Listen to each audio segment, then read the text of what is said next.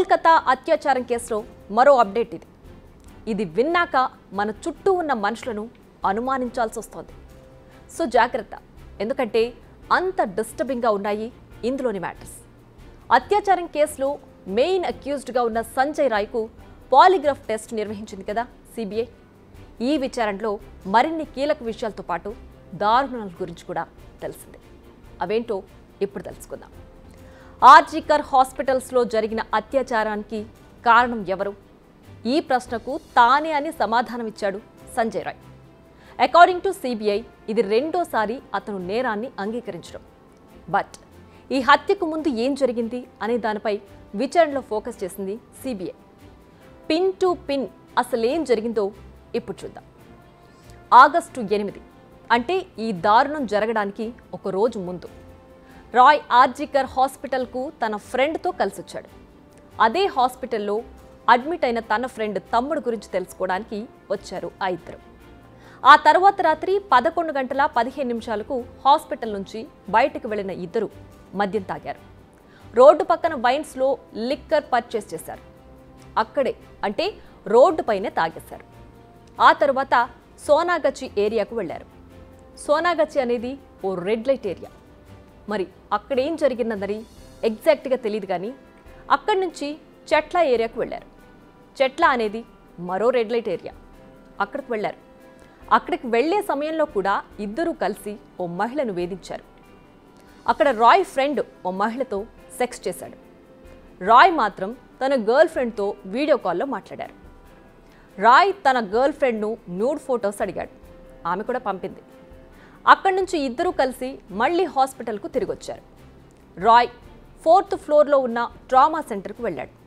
ఆ తరువాత 3rd ఫ్లోర్లో ఉన్న సెమినార్ హాల్కు వెళ్ళాడు.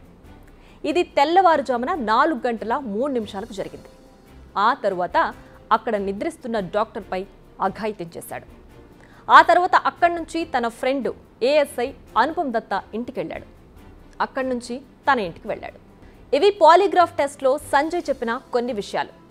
అతను నేరాన్ని కన్ఫెస్ చేయడం ఇక్కడ నార్మల్ విషయమే, కానీ అతని నేచరే ఇప్పుడు కాస్త టెన్షన్ పెట్టేలా ఉంది. సంజయ్ చెప్పిన విషయాలను చాలా వరకు ఇప్పటికీ కన్ఫర్మ్ చేసుకుంది సిబిఐ. సంజయ్ అతని ఫ్రెండ్ మహిళను వేధించే విజువల్స్ సీసీ కెమెరాలో రికార్డ్ అయినట్లు గుర్తించారు. అంతేకాకుండా ఫోన్ లొకేషన్స్ ఆధారంగా వారు ఎప్పుడెప్పుడు ఎక్కడ ఉన్నారనేది కూడా తెలుసుకున్నారని తెలుస్తోంది. దారిలో కూడా మరో మహిళను వేధించాడంటే అతని వ్యవహారం ఎలా ఉందో అర్థం చేసుకోవచ్చు. సో తాను అమాయకుడంటూ చేస్తున్న వాదనలు ఉత్త కథే అని తేలిపోతోంది. అయితే ఇదంతా చెప్పడానికి ముందు సంజయ్ చాలా బుకాయించాడు. తాను అక్కడికి వెళ్లేసరికి ఆ అమ్మాయి చనిపోయిందని అంటున్నాడు. ఆమె డెడ్ బాడీ చూసి తాను అక్కడి నుంచి పారిపోయానని చెప్పాడు. అసలు తాను ఆ సమయంలో అక్కడ లేనేలేనని, ఫలానా వారిని కలిశానంటూ బుకాయించేందుకు ప్రయత్నించాడు. చాలాసార్లు అధికారులను తప్పుదో పట్టించాలని చూశాడు. కానీ అధికారులు ఆధారాలను ముందు ఉంచేసరికి నీళ్లు నమిలాడు. అంతేకాదు అతని ముఖంపై అయిన గాయాలకు సరైన సమాధానం ఇవ్వలేదు. అటాప్సీ రిపోర్టు ప్రకారం మృతురాలి శరీరంపై 25 గాయాలున్నాయి. ఈ దారుణం నుంచి తప్పించుకోవడానికి చేసిన ప్రయత్నంలో బాధితురాలు సంజయ్పై దాడి చేసినట్లు తెలుస్తోంది. ఆ క్రమంలోనే అతనికి గాయాలైనట్లు అధికారులు అనుమానిస్తున్నారు. అంతేకాకుండా సంజయ్ రాయ్ ఫోన్ చాలా ప్రశ్నలకు సమాధానాలు చెబుతోంది అంటున్నారు సిబిఐ అధికారులు. ఎందుకంటే అందులో ఉన్న డేటాను రీట్రీవ్ చేసినప్పుడు చాలా పోర్నోగ్రఫిక్ కంటెంట్ ఉన్నట్లు తేలింది. అది కూడా మనం ఎక్స్ప్లెయిన్ చేయలేని విధంగా ఉంది. అంటే మీరే అర్థం చేసుకోండి. 4 పెళ్లిళ్ళు, అందులో 3 సంజయ్ తీరుతో పడలేక విడిపోవడం, మళ్ళీ ఇప్పుడు గర్ల్ ఫ్రెండ్, ఇవన్నీ చూస్తుంటే మామూలుగానే సంజయ్ తీరు అనేక అనుమానాలకు తెరలేపుతోంది. నిజానికి సంజయ్ ఇలాంటి వాడని ఎవ్వరికీ తెలియదు. ఇప్పుడు సిబిఐ స్థాయిలో విచారణ జరుగుతుంది కాబట్టి ఈ విషయం వెలుగులోకి వచ్చింది. లేదంటే ఎప్పటికీ సంజయ్ దారుణాలు వెలుగులోకి వచ్చేవి కావు.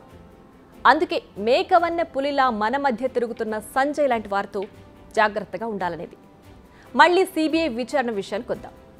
పాలిగ్రాఫ్ టెస్ట్ కేవలం సంజయ్కి మాత్రమే కాదు, మెడికల్ కాలేజ్ మాజీ ప్రిన్సిపల్ సందీప్ ఘోష్, మరో 4 జూనియర్ డాక్టర్లు, సంజయ్ లాంటి మరో వాలంటీర్కు కూడా నిర్వహించింది సిబిఐ.